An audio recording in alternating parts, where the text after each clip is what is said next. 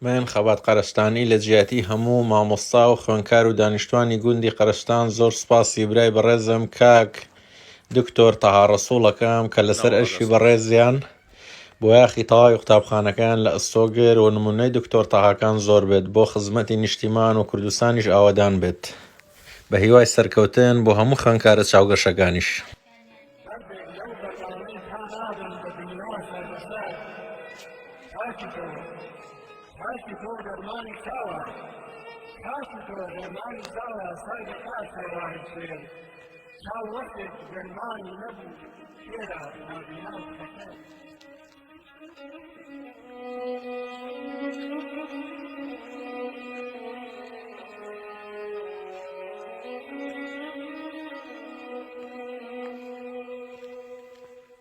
في إيصال مواسم حق قلب زبون